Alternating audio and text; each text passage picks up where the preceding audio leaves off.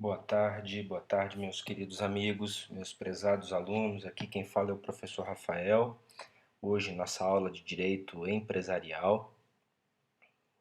Espero que vocês estejam bem, espero que estejam todos se cuidando. Gostaria, né, espero ver todos vocês quanto antes, né, que a gente volte à nossa normalidade. Bom, hoje, meus caros, temos um tema muito interessante, um tema muito bacana, que eu particularmente gosto muito, tá? Que é o tema de defesa da concorrência, tá? Uma aula bem legal, eu acredito que vocês vão gostar, tá? Bom, então nós começamos a nossa aula na Constituição Federal, tá? A Constituição Federal, no seu artigo 170, estabelece os fundamentos da atividade econômica, tá? Então, o artigo 170 da Constituição, só para vocês darem uma olhadinha, é esse aqui, tá? Depois, quem quiser dar uma olhada na Constituição, pode vir, é o título 7, né, que trata da ordem econômica e financeira, e aí o capítulo 1, que começa no artigo 170, vem estabelecer, vem estabelecer os princípios gerais da atividade econômica, né? Então, o artigo 170 diz o seguinte: a ordem econômica, fundada na valorização do trabalho humano e na livre iniciativa, tem por fim assegurar a todos existência digna, conforme os ditames da justiça social, observados os seguintes princípios. Gente, o que é valorização do trabalho humano? Reconhecimento, né? É o reconhecimento de que a força de trabalho do ser humano é extremamente importante para o progresso não só daquele indivíduo ou da sua família, mas para o progresso da sociedade, do país inteiro, né? Então, o reconhecimento de que o trabalho humano é extremamente importante e precisa ser bem remunerado, né? Precisa ser protegido, precisa ser incentivado, né?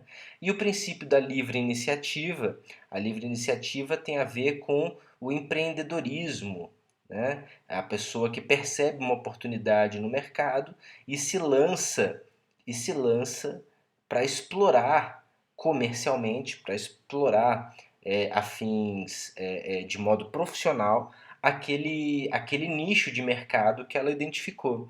Então, ser empreendedor, né, ser empresário no Brasil é uma tarefa dificílima, né, é uma tarefa que não é para amadores, com certeza, né, e a Constituição brasileira, ela visa, né, por proteger essa iniciativa, né, proteger essa livre iniciativa, que as pessoas continuem buscando, desculpa, continuem buscando por explorar, continuem buscando por explorar ramos do mercado, nichos de mercado, para que essa exploração seja incentivada por várias formas diferentes, né, com o sistema tributário diferenciado, que é o simples, com vários incentivos a fim de que as pessoas continuem valorizando, né, buscando essa livre iniciativa, buscando o empreendedorismo. Bom, então esses são os dois grandes pilares da atividade econômica: a valorização do trabalho humano e a livre iniciativa. E aí observará ainda os seguintes princípios. Então, o primeiro princípio é o princípio da soberania nacional. Princípio da soberania nacional. Quando eu falo em soberania nacional, eu quero dizer que dentro do território brasileiro, né, no território brasileiro, o Estado brasileiro, né, o país, né, a República Federativa do Brasil, tem que ser absolutamente soberana, né? Então, ela não pode competir com ninguém. Aqui, dentro do território brasileiro, o Estado brasileiro não aceita e não pode aceitar ser subjugado por ninguém. Aqui, dentro do território nacional, o Estado brasileiro precisa ser soberano, ou seja, as suas ordens, as suas decisões, elas devem ser elas não podem estar subjugadas, né, a nenhum outro tipo de poder. Essa capacidade, então, do Estado brasileiro, essa soberania, né, que é o poder que o Estado brasileiro exerce aqui no nosso território, né, no território nacional, deve sempre ser protegida. Segundo princípio, o princípio da propriedade privada, que vem junto com a função social da propriedade, né? Então, temos aí a questão da propriedade privada, né? A propriedade privada, que é um direito das pessoas, é um direito tanto das pessoas físicas, né? Das pessoas naturais, como das pessoas jurídicas, tá? E via de regra, as pessoas não podem ser privadas dos seus bens, né? Só que nós temos a função social da propriedade. Vocês lembram o que é a função social da propriedade, meus caros? A função social da propriedade dizia que a propriedade tem que cumprir o seu papel na sociedade, né? Então, se é um imóvel urbano, se é um imóvel residencial, tem que ter alguém morando ali. Aquela casa tem que estar disponível para locação, enfim. Se é um imóvel em uma área comercial da cidade, opa, tem que estar ali um armazém, tem que estar ali um comércio, uma empresa, um escritório, né? Se é um imóvel agrário, tem que estar produzindo algum insumo de natureza agrícola, né? Mineração, agricultura, pecuária, né? Beneficiamento desses materiais, né? Beneficiamento de leite, beneficiamento de carnes, enfim. Ou ainda atividade de mineração. Se por fim é uma atividade industrial, tem que ter ali uma empresa, tem que ter ali, enfim, né, algum processo de transformação de produtos, né? Bom, então a propriedade ela não pode ficar ociosa, a propriedade tem que cumprir o seu papel na sociedade, sob pena, inclusive, né, do proprietário vir a perder essa propriedade, né? O proprietário pode até perder essa propriedade, tá? E então o direito de propriedade, apesar de ser extremamente importante, ele não é absoluto, né? Ele não é absoluto. Ah, essa propriedade será minha para sempre, independente de qualquer coisa que eu faça. Não, não é bem assim. Não é bem assim, né? Você pode perder? Pode perder. Sobretudo se você não usar, ou não usar de acordo com o plano diretor da cidade, né, do município. O que é o plano diretor, gente? O plano diretor é uma lei municipal, é uma lei do município. Então, o município de Caçapava tem um plano diretor que divide a cidade, né, que divide o município em várias zonas, em várias áreas. E ele diz, ó, essa área aqui é comercial, essa área aqui é residencial, essa área é comercial de novo, essa área aqui é agrária, né, a zona rural. Então, o plano diretor, né, a lei do plano diretor, ela pega o mapa do município e divide o município em várias áreas diferentes, né? Então, divide, né, coloca as zonas residenciais, as zonas empresariais, zonas comerciais, zonas industriais, né? Então, ele divide. Então nós temos que usar os nossos bens, né, sobretudo os bens imóveis, de acordo com aquilo que está nessa lei chamada de plano diretor, né? Plano diretor. Aliás, é muito comum hoje que nós tenhamos também zonas mistas, né? Zonas mistas, zonas que são tanto residenciais quanto comerciais. Então eu posso usar para qualquer um dos dois fins, né? Eu posso usar para fins agrários, eu posso usar para fins comerciais ou eu posso usar para fins residenciais, né? A livre concorrência, né? A livre concorrência. O que é a livre concorrência? Dentro de uma perspectiva liberal de sociedade, a livre concorrência significa dizer que o consumidor vai adquirir o produto daquele fornecedor que apresentar a melhor proposta, né? Apresentar o melhor material, apresentar a melhor proposta, o melhor valor, a melhor proposta de pagamento, enfim, aquele fornecedor que se destacar dos seus concorrentes, né? Esse é o grande pilar, né, que nós vamos trabalhar na aula de hoje, né?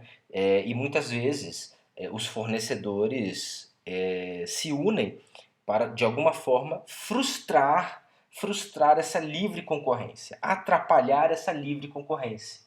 Tá? Nós vamos ver várias formas, hoje, né, nós vamos ver várias formas através das quais isso acontece.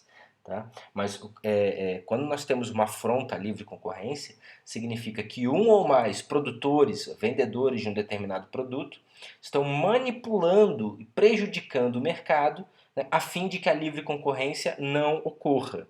Tá? Nós vamos ver várias formas através das quais isso pode acontecer.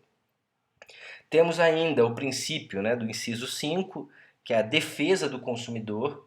Então, numa relação de consumo, né, na relação de consumo, nós vamos estudar ainda, tá?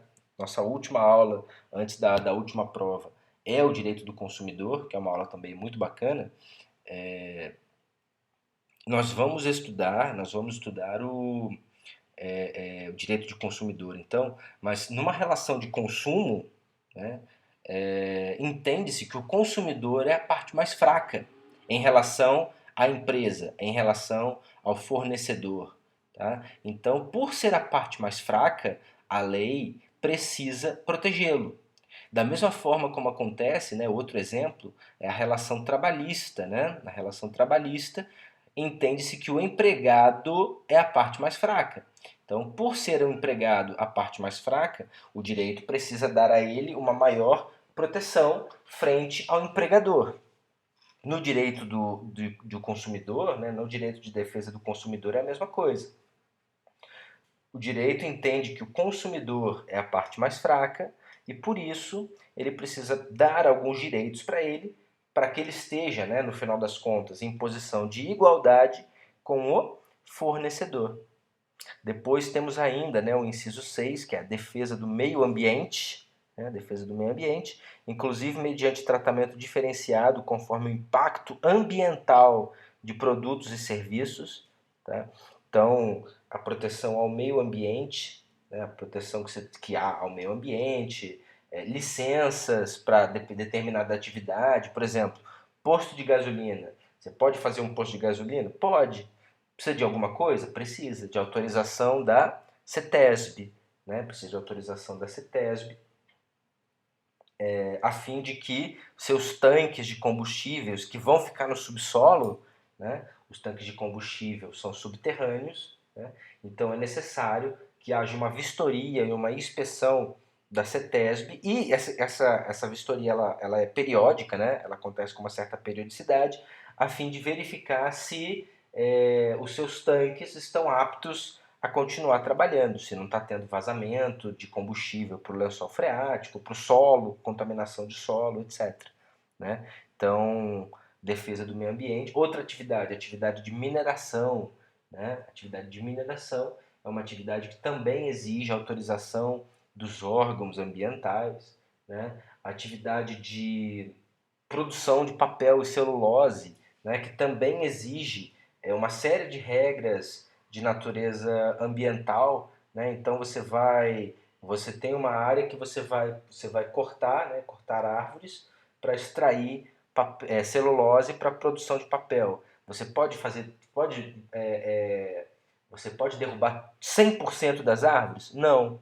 Tem uma parte de reserva, né? Que você tem que manter intacta, Então você não pode, né, se você tem uma área de 1.000 metros quadrados, por exemplo, você não pode cortar tudo. Você tem que manter uma área, né, para fins de recuperação e compensação ambiental. Né? Depois, o inciso 7, a questão da redução das desigualdades regionais e sociais. Né? Então, redução das desigualdades. O nosso país é um país de grandes desigualdades sociais, regionais, sociais, enfim. Né? Então, busca-se, né, o Estado brasileiro busca mecanismos para diminuir essa desigualdade regional e social. Temos várias maneiras de fazer isso, né? Por exemplo, incentivando o assentamento de empresas em regiões distantes. Né? Um grande exemplo é a Zona Franca de Manaus. Né? Um grande exemplo, talvez, é a Zona Franca de Manaus.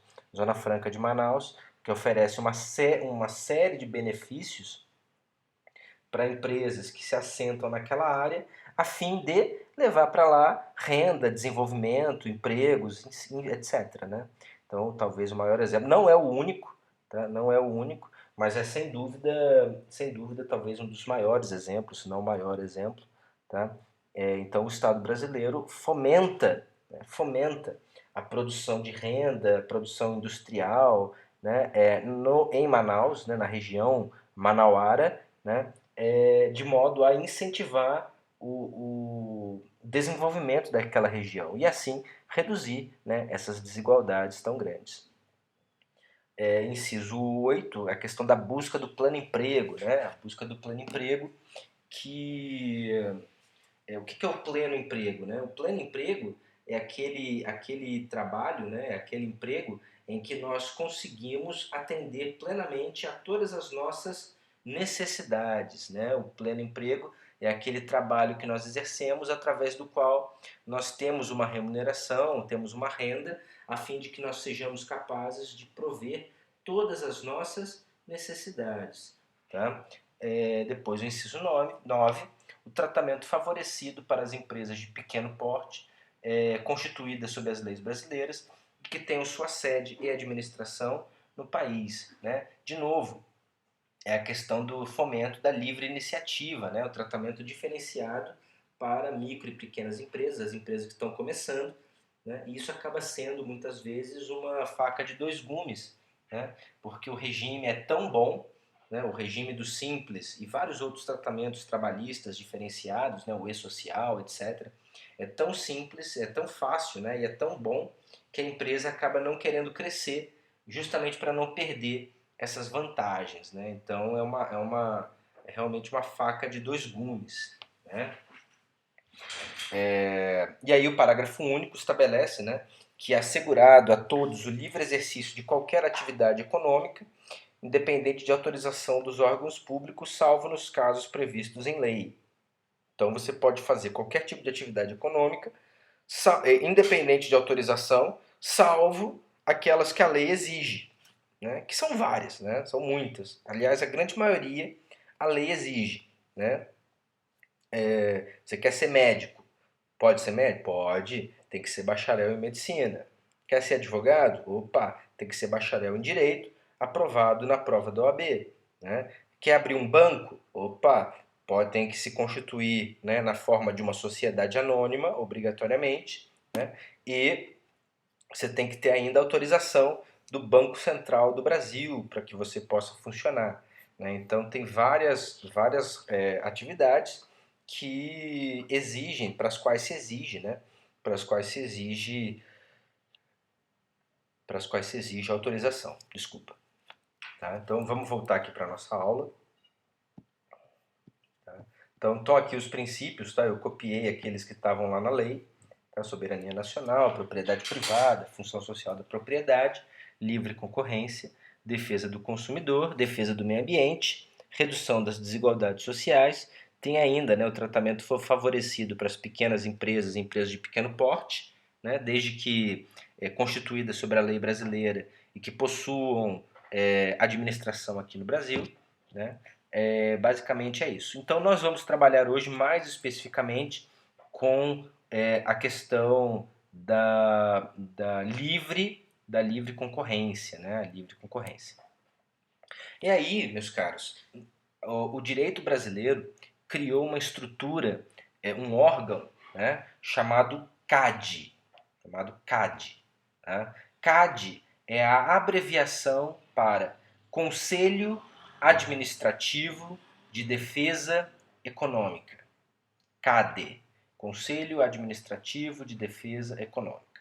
Tá? O CAD ele possui três grandes órgãos, tá? Ele é formado então por três grandes órgãos: o Tribunal, tá? O Tribunal Administrativo de Defesa Econômica, tá? O Tribunal, a Superintendência Geral e o Departamento de Estudos Econômicos. Tá? É vinculado ao Ministério da Justiça, então quem cuida dele atualmente é o atual ministro Sérgio Moro, né? Que preserva ali as estruturas do CAD. Tá? Bom, então o Tribunal Administrativo do CAD, meus caros, tem um presidente e 6 conselheiros. Né? Então são 7 componentes, dos quais um é o presidente e tem 6 conselheiros. Eles precisam ter pelo menos, né, 30 anos de idade, tá? Pelo menos 30 anos de idade, né? Devem comprovar que possuem saber jurídico, um profundo saber jurídico, né? Um profundo saber sobre o direito ou sobre economia, ter uma reputação ilibada. O que que significa? Tem que ter uma reputação, tem que ter um histórico de vida, né? Normal. Por exemplo, não pode ter ações criminais, não pode ter sido preso, né? Então tem vários requisitos, tá?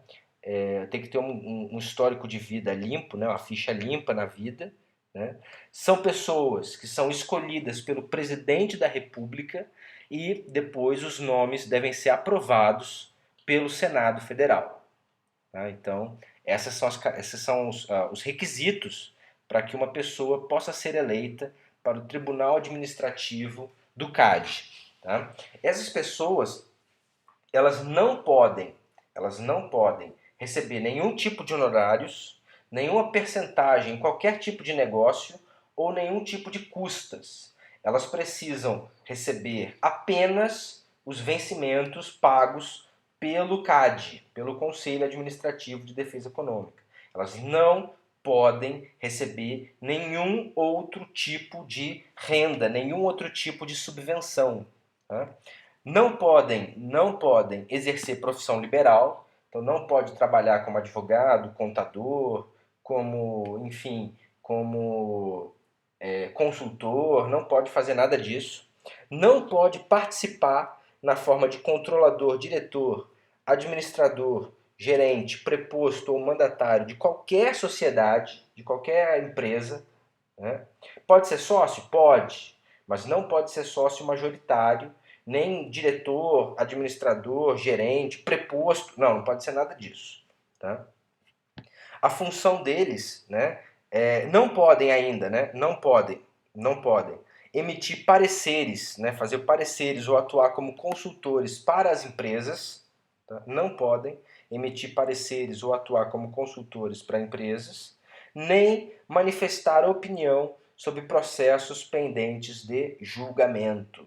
Tá? Então eles não podem se manifestar e também não podem exercer atividade político-partidária.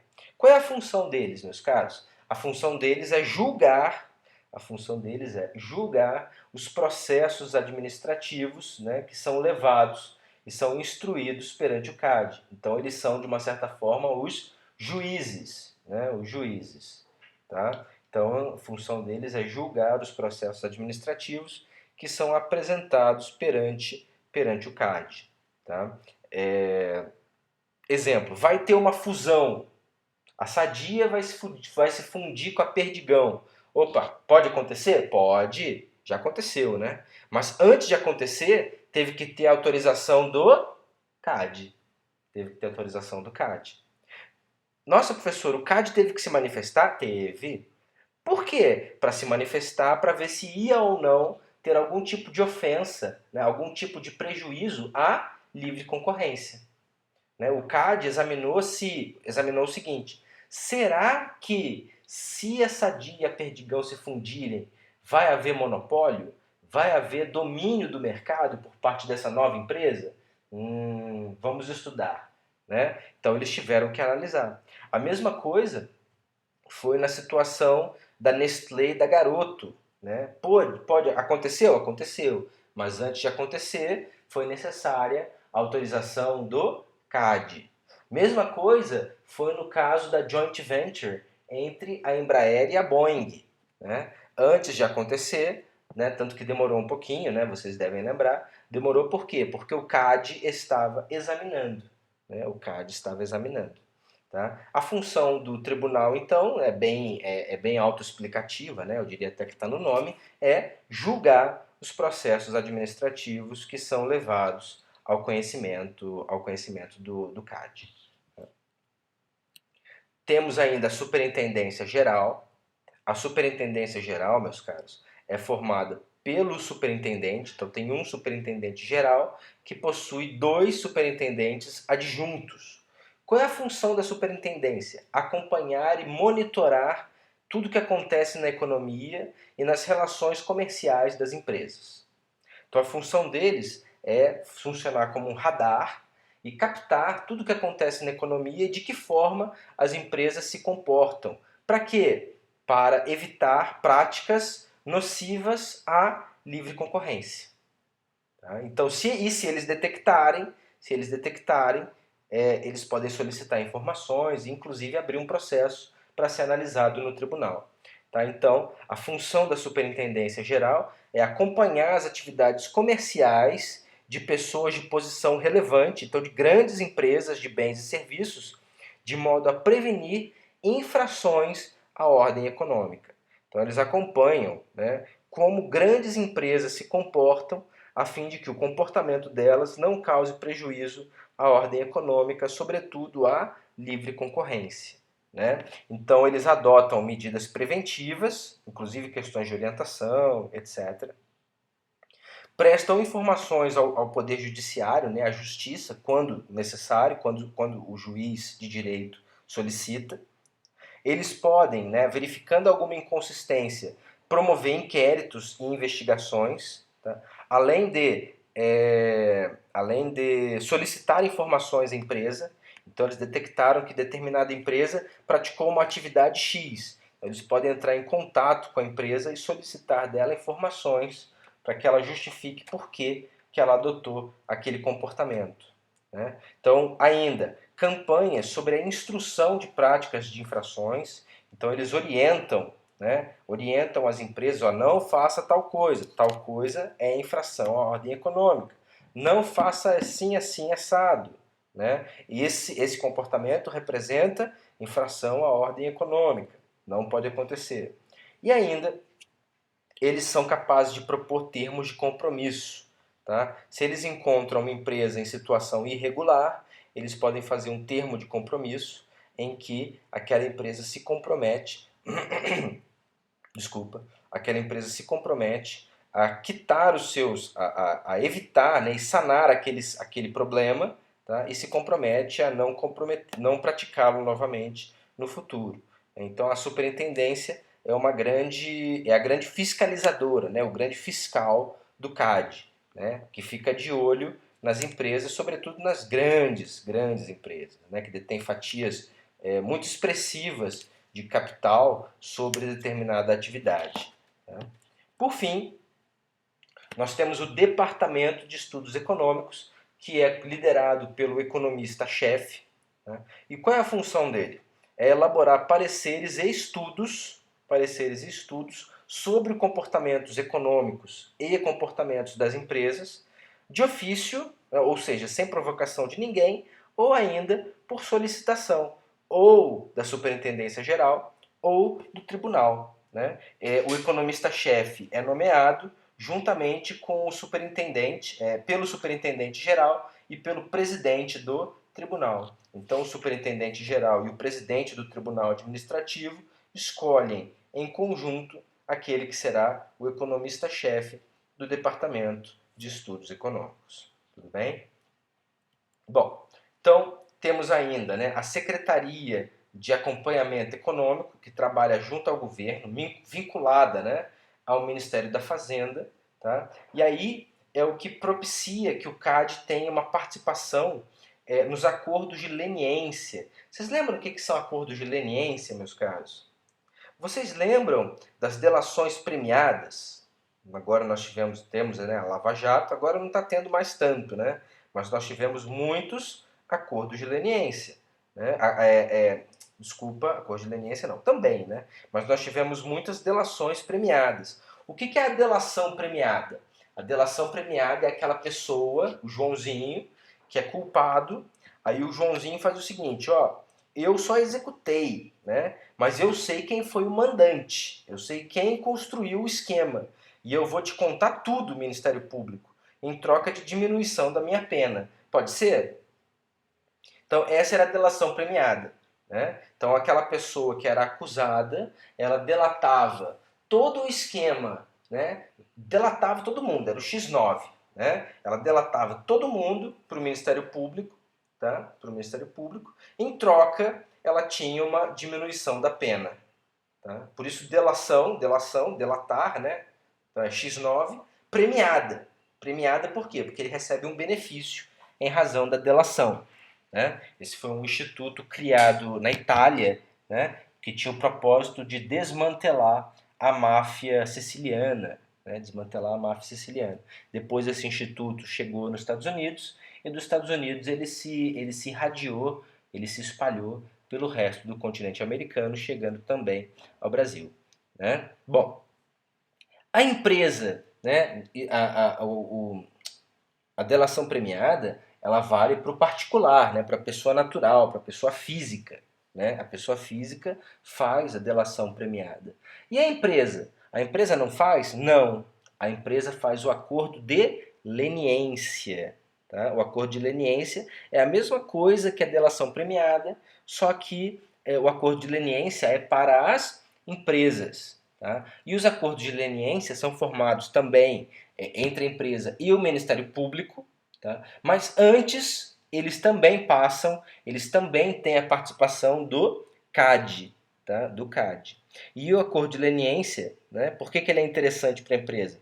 Porque ele pode importar na extinção da ação punitiva, no fim da ação punitiva, ou ainda na redução da pena imposta à empresa, por exemplo, da multa imposta à empresa, redução de 1/3 a 2/3, né, da pena. Tá? Então extingue a ação punitiva e a pena pode ser reduzida de 1 a 2/3. Né? Uma divisão, uma diminuição substancial. Né? Uma diminuição de 1/3 é uma diminuição de 33,3%. Né? Uma diminuição de 2/3 é uma diminuição de 66,6%. É uma diminuição muito substancial. Tá? A última grande empresa que fez acordo de leniência foi a Odebrecht, né, lá no processo da Lava Jato. Né? Então vocês devem lembrar que saiu até uma nota no judiciário, nos jornais, uma nota na televisão, dizendo que a Odebrecht sentia muito, e etc. A Petrobras também, né? A Petrobras também fez acordo de leniência. A Odebrecht sentia muito, e não sei o que, falou na televisão, blá blá blá. Então, isso era por quê? Porque o acordo de leniência mandava que ela se desculpasse, né, publicamente pelos acontecimentos. Né? Bom, enfim, vamos lá. E aí temos algumas infrações à ordem econômica. Né? Temos o cartel, dumping, o trust, o holding, o acordo de exclusividade, a restrição territorial, recusa de contratar, a venda casada, os embaraços aos concorrentes e a sham litigation. Existem outras, professor, existem inúmeras outras infrações. Tá? Eu coloquei aqui as principais. Gente, o que é cartel? Vamos entender. O que é um cartel?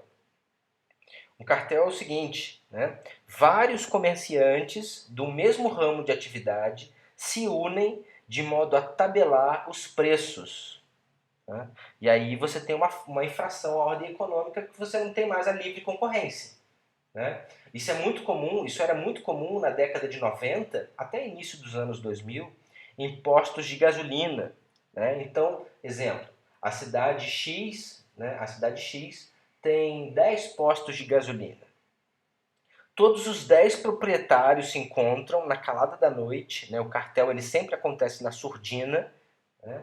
Eles se encontram, tá? E eles dizem o seguinte: bom, essa semana nós vamos tabelar a gasolina R$4, todo mundo vai tabelar R$4, só o Huguinho que vai vender a R$3,50.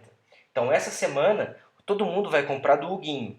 Semana que vem a gente muda. Semana que vem o Huguinho aumenta e aí o Zezinho é que vai diminuir para R$3,50.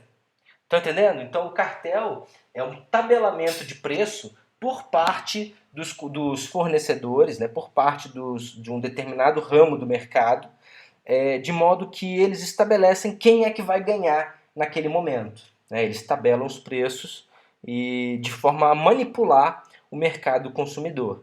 Né? Isso é crime, né? Isso é vedação à livre concorrência. Ainda temos o dumping. Dumping vem de um verbo em inglês chamado to dump.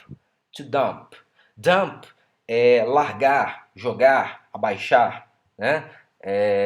To dump, descarregar. Né? Bom, o que significa?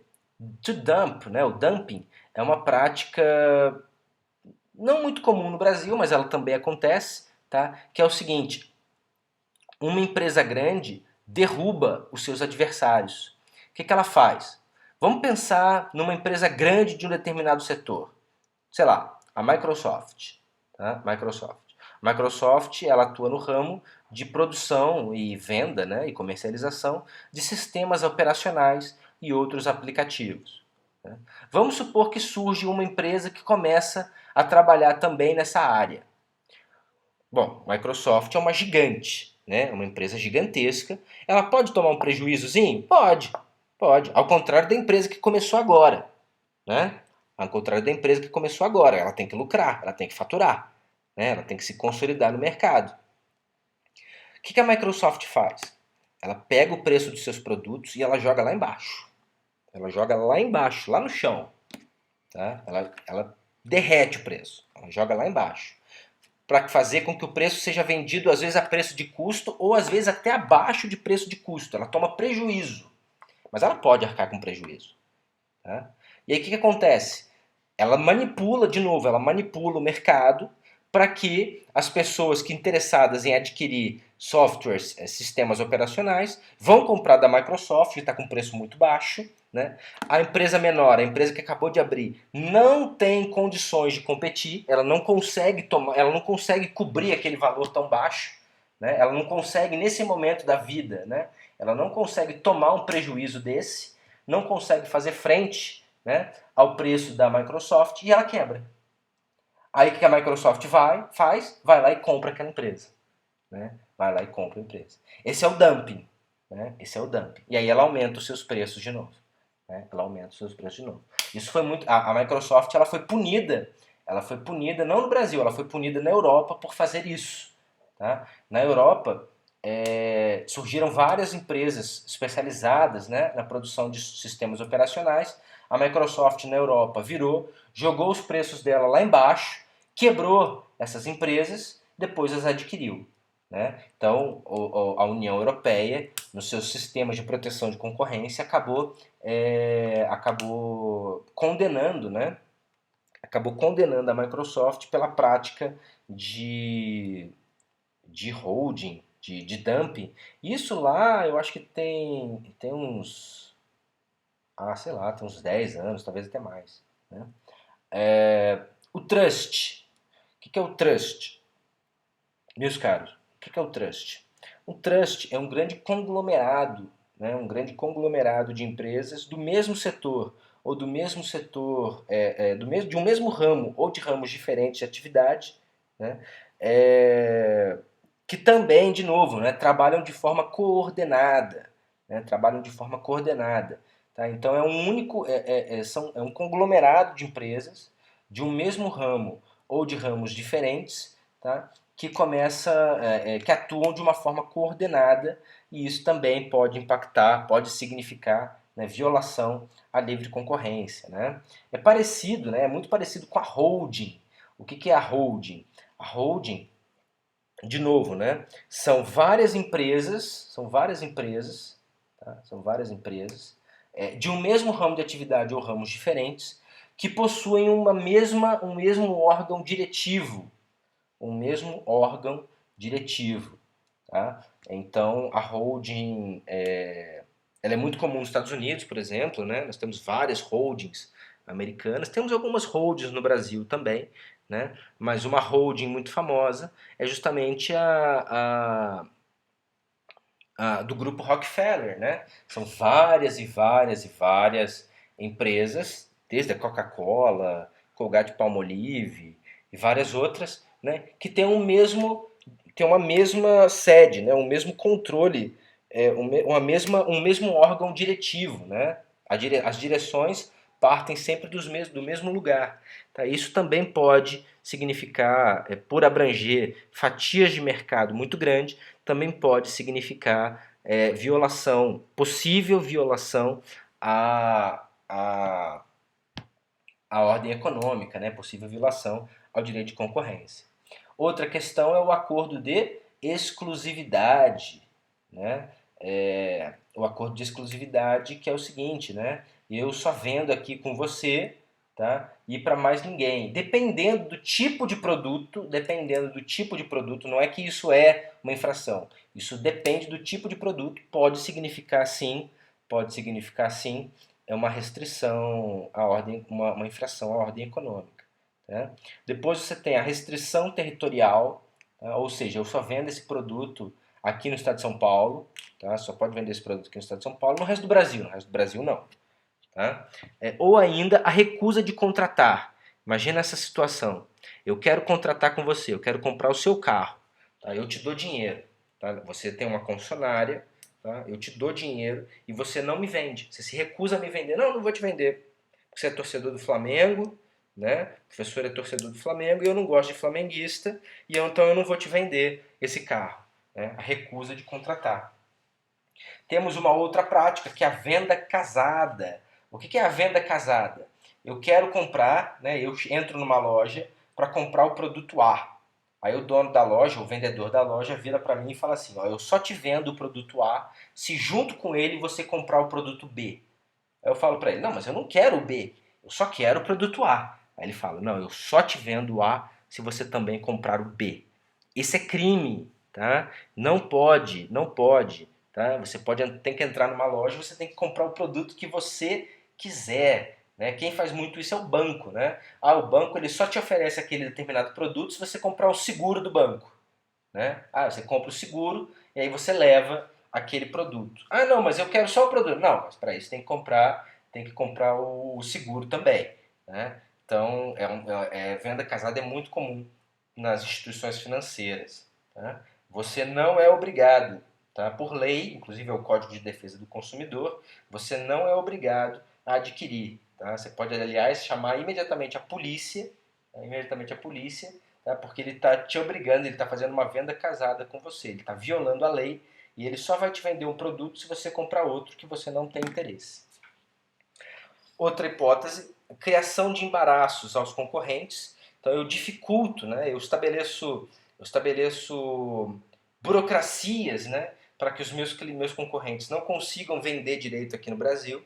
Tá? Isso também representa infração à ordem econômica, até porque a ordem econômica, que preza pela livre concorrência, defende que deve haver o maior número de fornecedores possível. Né? Quanto maior o número de fornecedores, mais luta vai haver entre eles e maior a possibilidade de que melhores acordos, né, sejam mais competitivos os preços passados ao consumidor. Por último, temos um mecanismo, né, que é muito comum nos Estados Unidos e na Europa e tem chegado no Brasil, né, que é a chamada sham litigation. Né? Sham litigation, sham significa esquema, né? E litigation, litígio, né? Então é o seguinte, vamos supor que eu fabrico celulares. Aí chega aqui no Brasil uma outra empresa fabricando celulares. Eu entro na justiça para dizer que o celular daquela empresa é ruim, o celular daquela empresa, as ondas de rádio, né, e etc. As ondas causam dano ao cérebro, né, frita ovo e etc e tal, né, que aquele celular é vagabundo, que não sei o quê, que ele não respeita as regras da Anatel, né, da Agência Reguladora de Serviços de Telefonia. Né? Só que eu sei que não é nada disso, eu sei que está tudo errado.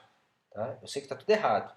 Mas, meus caros, quando você entra com uma ação dessa, não causa o maior rebuliço, não aparece na TV, nos jornais, Jornal Nacional, nos jornais? Então, o dano à imagem, né, o dano que há, né, para aquela empresa já aconteceu. Ela pode até ganhar o processo, ela pode até provar que nada daquilo era verdade, mas o dano à imagem já aconteceu. Né? Ela já ficou, não adianta, ela já ficou estigmatizada, né? Ela já ficou conhecida no mercado de consumidores por oferecer produtos ruins. Né? Independentemente disso ser verdade ou não. Né? Ser verdade ou não.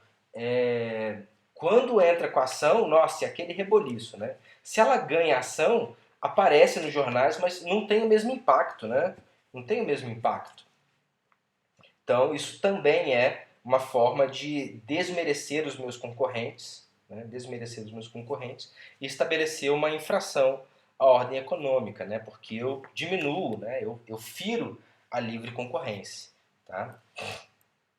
Bom, as penas. As penas, para as pessoas jurídicas de direito privado, né, para as pessoas jurídicas de direito privado, para as empresas da iniciativa privada, a multa vai de 0,1 a 20% do faturamento bruto daquela empresa, desde que nunca inferior à vantagem auferida.